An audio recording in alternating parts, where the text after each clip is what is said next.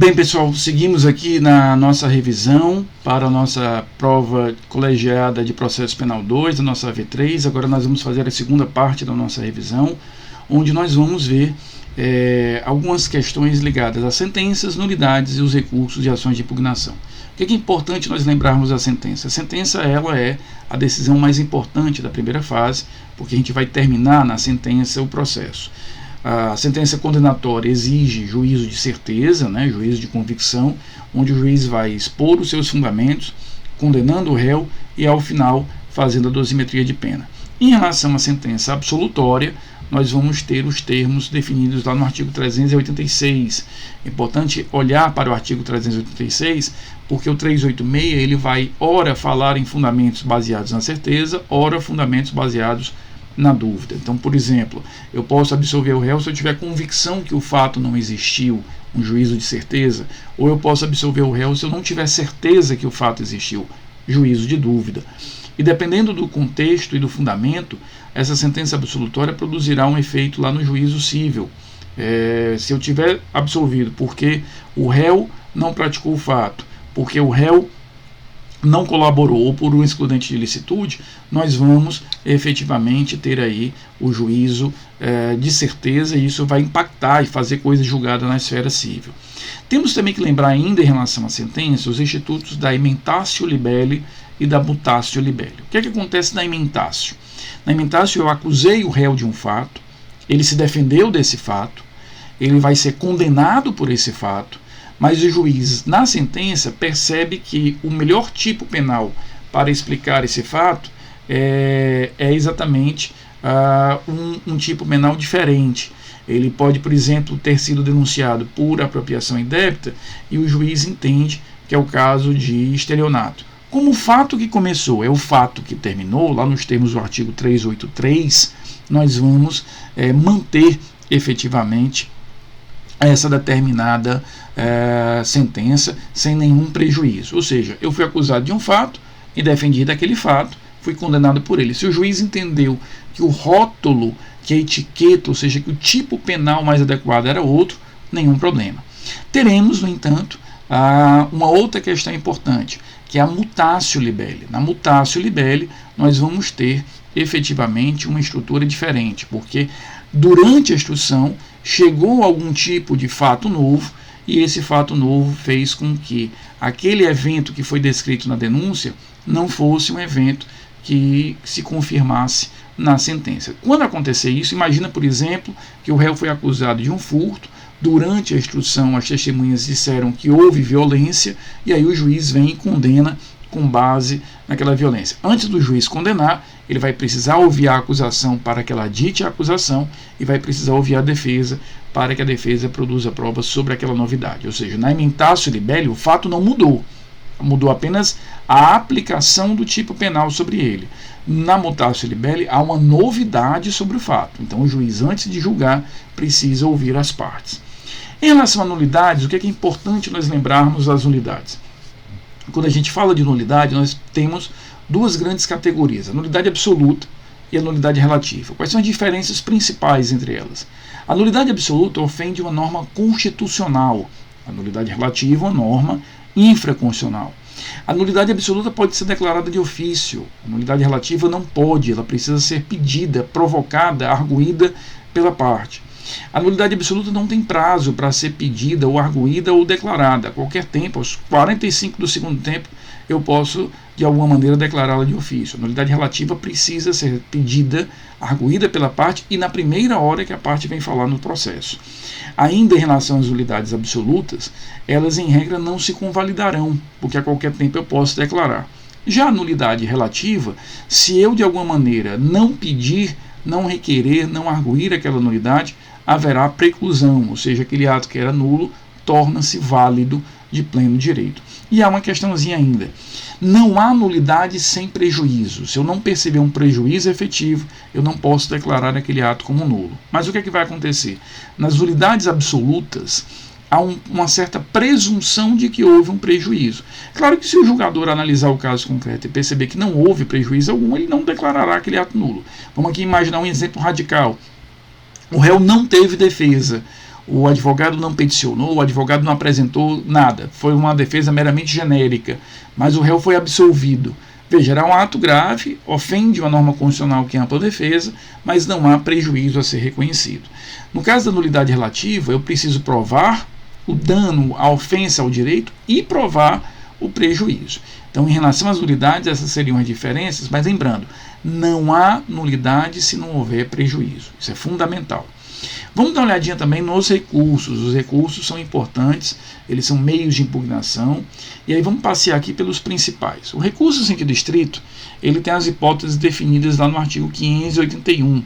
Lembra que para que eu saiba se eu vou usar o recurso em sentido estrito, já que algumas hipóteses foram revogadas pelo agravo de execução, você precisa fazer duas perguntas.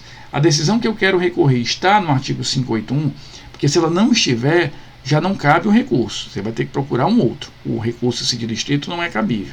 Mas se ela estiver, você vai fazer uma segunda pergunta. Essa decisão foi tomada pelo juízo do conhecimento, ou seja, durante a ação penal, ou foi durante a fase de execução? Porque se estiver no artigo 581 e foi tomada durante a ação penal, durante a fase de conhecimento, perfeito, recurso em sentido estrito. Se estiver no 581, mas foi tomada durante a fase de execução, aí você vai ter que usar o agravo de execução previsto lá na Lei de Execução Penal, artigo 197, que diz que das decisões do juiz caberá agravo sem efeito suspensivo. Notícia boa, o procedimento do rés e o procedimento do agravo é o mesmo. 5 dias para apresentar a petição de recurso, 2 dias para apresentar as razões, 2 dias para apresentar as contrarrazões.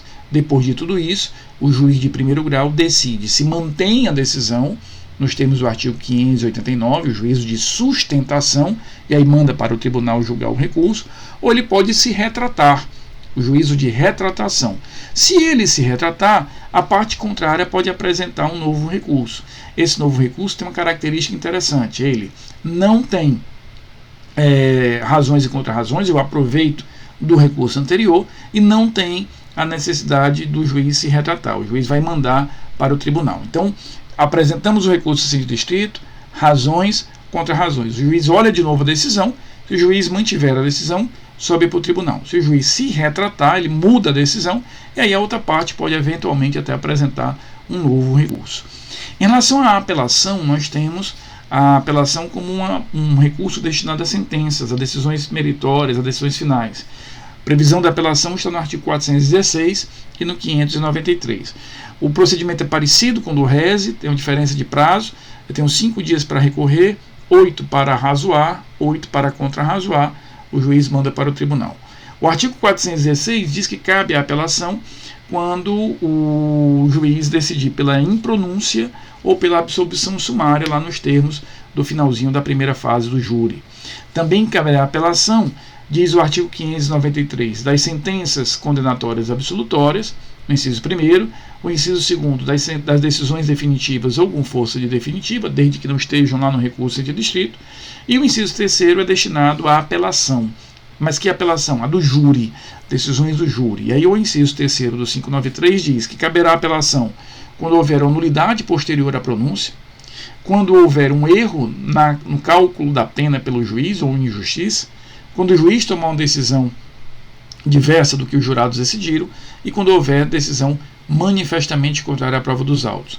Veja essa última hipótese, a linha D do inciso 3º do 593 fala que caberá apelação quando existir uma decisão manifestamente contrária à prova dos autos. Olha a expressão, manifestamente. Então a gente vai ter aqui um erro grosseiro dos jurados. A prova apontava numa direção, os jurados decidiram em outra. É nesses termos que a gente vai reconhecer a existência da possibilidade da absolvição, ou da apelação, perdão, ser conhecida. Um detalhe importante, se eu olho para o processo e vejo que tanto há provas que sustentam a acusação no júri, quanto a defesa, não será possível essa apelação, ela não será provida, mantém-se a decisão pela questão da soberania. Quando a gente fala de recurso especial e extraordinário, são recursos constitucionais, que no processo penal tem uma característica especial, que é a possibilidade do efeito suspensivo, e as hipóteses estão lá nos artigos 102, inciso 3º da Constituição, e 105, inciso 3º da Constituição. Lembrando os requisitos que você precisa ter para que um recurso especial ou extraordinário seja acolhido? Eu preciso ter o esgotamento das instâncias ordinárias, ou seja, eu usei tudo que eu tinha no primeiro grau, usei tudo que eu tinha no segundo grau para compelir o julgador a afastar aquela ilegalidade ou aquela inconstitucionalidade, ele não fez. A ofensa tem que ser direta à Constituição ou a ofensa à lei federal. Tem que existir o pré-questionamento, ou seja, eu tenho que ter questionado aquilo nas instâncias ordinárias inferiores, e não pode existir uma súmula em sentido contrário do tribunal. Esses 4 requisitos: esgotamento das instâncias ordinárias, ofensa direta à lei ou à Constituição, pré-questionamento e, por fim, a ideia da ausência de súmula em sentido contrário, são comuns ao especial e ao extraordinário. No 5º elemento, nós temos a repercussão geral das questões constitucionais para o recurso extraordinário e o chamado filtro de relevância para o recurso especial. O habeas corpus é uma ação constitucional, prevista, portanto, na Constituição, e serve para combater ilegalidades na sua liberdade de locomoção. Importante lembrar que o habeas corpus ele pode ser o chamado habeas corpus liberatório, quando a pessoa já está presa, e o habeas corpus preventivo, quando existe uma ameaça concreta de prisão, mas essa ameaça ainda não se realizou.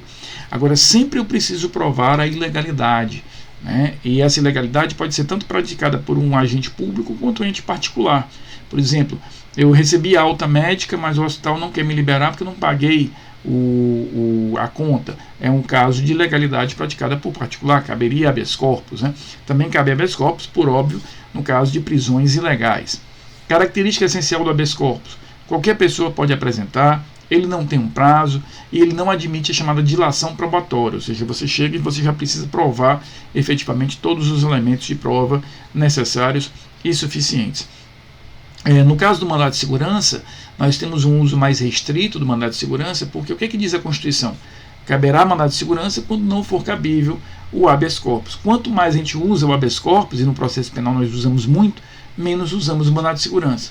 Lembrando que ele serve para qualquer direito líquido e certo não amparado por habeas corpus ou habeas data, portanto, qualquer direito que não seja liberdade de locomoção ou acesso a dados, tem um prazo de 120 dias para ser apresentado. É uma peça técnica, ela é apresentada por advogado ou pelo membro do Ministério Público, e tem esse uso constitucional igual ao habeas corpus, ou seja, não admite dilação probatória, não tem uma fase de provas. Eu tenho que chegar com a prova pré-estabelecida. E a última das ações de impugnação, junto com o habeas corpus e mandado de segurança, é a revisão criminal. A revisão criminal ela é privativa da defesa e ela será utilizada para rescindir efetivamente decisões que sejam contrárias aos interesses da defesa, mas que tem uma característica, que é o trânsito em julgado. Revisão criminal só será utilizada depois que houver o trânsito em julgado, naquelas hipóteses lá do artigo 621. Nesses casos, eu posso usar a revisão. Quando provado, depois da sentença, uma nova circunstância, um novo elemento de prova que leve à absolvição ou diminuição de pena, quando provado que os elementos de prova eram falsos, ou quando o juiz decidiu contra a lei. Nesses casos, haverá o uso da revisão criminal.